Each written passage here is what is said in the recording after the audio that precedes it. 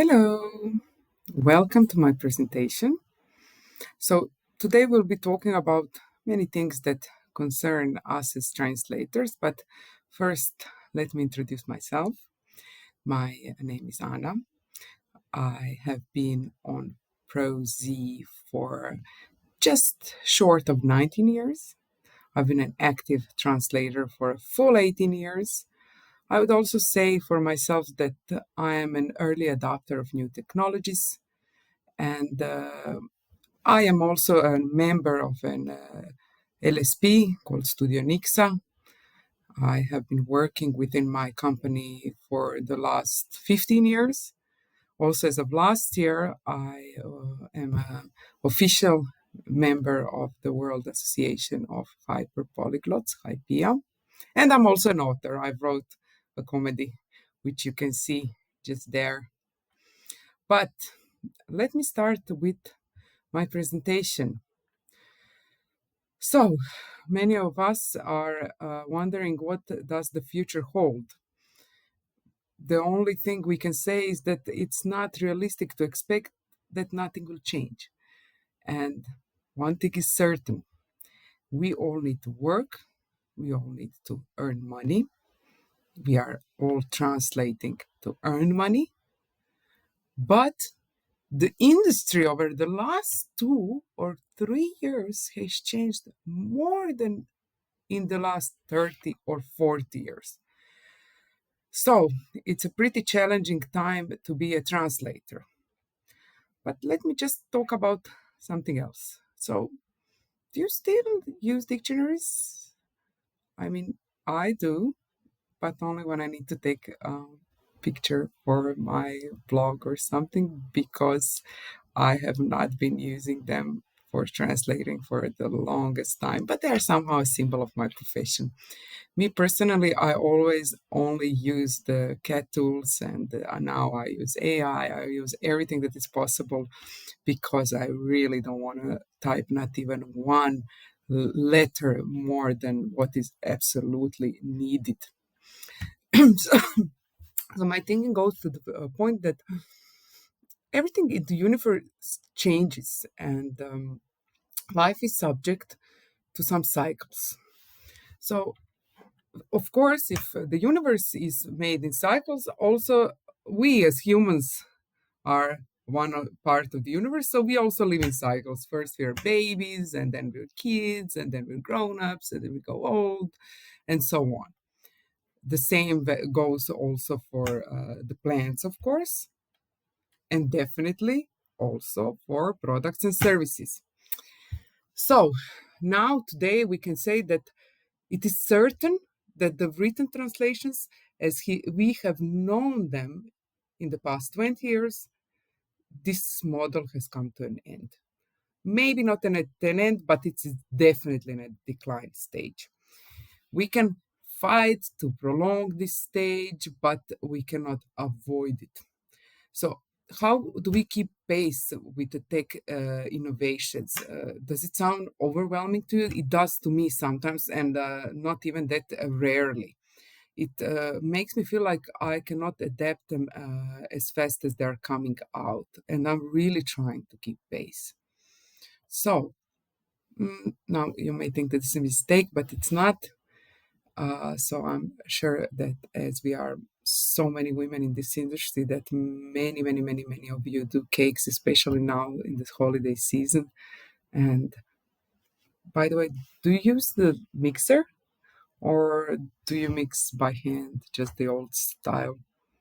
Well, I'm asking this because maybe 50 years ago I've heard the story that my grandma told me, that around the time that the mixer was invented, the ladies were gathering up and they were talking about how, yeah, there's this new thing, but nothing is as good as when you're doing this mixing by hand. And they were all like agreeing and saying, yes, nothing is like the hand. Well, I feel that there is an analogy with what is happening now with the machines, but obviously now, today, no one is mixing anything by hand because mixers are so cheap and so available. So basically, there's one reality. the machine translations are better than human, especially if you pre-edit properly. And also, of course, the same thing, like the machine doesn't get tired, it doesn't care that your child has cried all night because of temperature, that vomited all over the place. The machine knows all the time where it stops. It remembers everything, and it remembers it correctly. It assesses everything, it remembers and then processes it and then suggests it back. It's crazy good. Basically, there is like nothing to say about that. We all know what the our cat tools can do, and the AI can do like even more than that, especially if integrated. So then we can say that every profession has its own toolbox, and this toolbox is evolving all the time. And so we now are using certain tools, and we are mostly using like our own memories, the internal memories, but we also use the machines.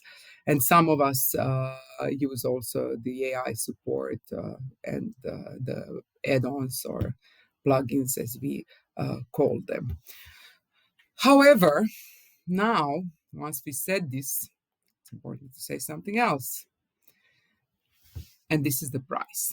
So once it became easier to translate, it is absolutely crazy to expect that the prices will be the same, because this is just not viable.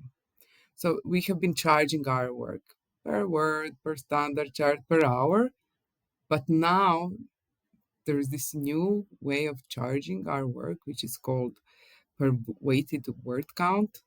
And many of us translators are fighting strongly against this, because it is said that it's very unfair to translators, and that is devaluating their work. But please know that in the moment that translated started becoming easier, the prices went down. And this is a concept which is here to stay. So whether you like it or not, you have to change with the industry, or you have to leave the industry. There is also a school of thought which says that, yeah, but there is more content, there is more and more translations, the market is growing very fast, but still the translators that are heavily relying on agency work are probably going to have to find another source of income, because living just on TPE, it's a very poor life.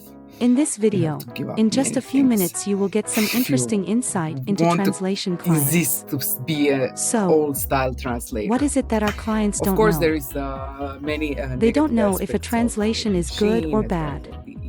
They are simply not qualified to recognize or assess the quality of translations. Sometimes they can't even read the translations they are buying. But still, this won't influence. What do our clients know? As the motor of the They know that someone has to be responsible for a translation. So far, but now, and that is what our clients buy from us, the responsibility. Most of our clients want someone to be accountable for the translation. If an error occurs in the translation, or anything that can affect their reputation, revenue, and overall profit is identified, they need to have someone to be held accountable for it. Artificial intelligence will never be able to take on that kind of responsibility.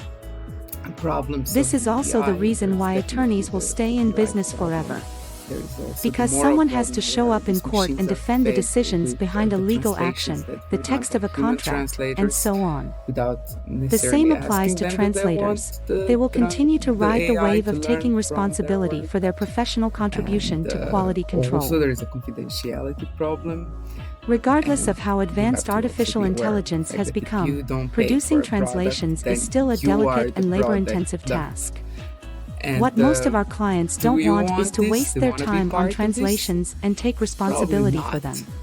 But no one is asking. Anyone can play around with translations occasionally and to a small extent when it's not very important. but to do it on a large scale should still be left to professionals. If you want to share your opinions, please leave them in the comments. In this video, in just a few minutes you will get some interesting insight into translation clients. So, what is it that our clients don't know? They don't know if a translation is good or bad. They are simply not qualified to recognize or assess the quality of translations. Sometimes they can't even read the translations they are buying. What do our clients know? Still are not sufficient to They say know that that someone has AI to be responsible for a translation. not having a future. And that is what our AI is clients here to buy stay, from and us, especially the people responsibility. who are using it. Most of our And clients for want us someone. as translators,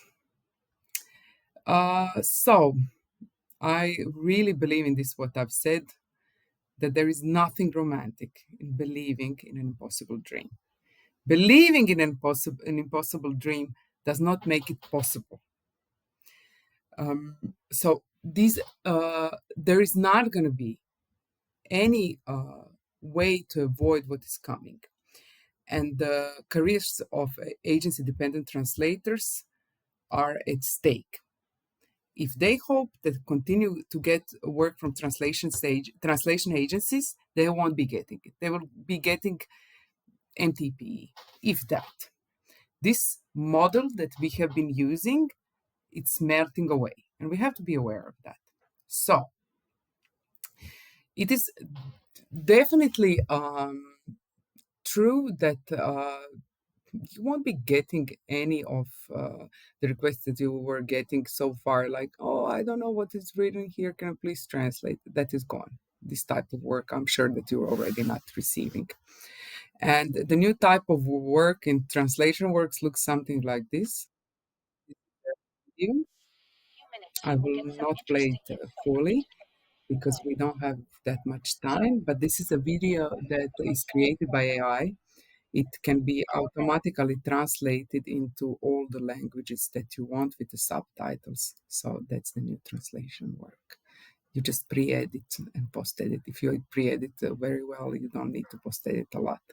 However, if you still want to stay in the translation industry, you have to revise some things. Firstly, this will be your financial goals. So if you're happy to be earning less and working less, that's okay.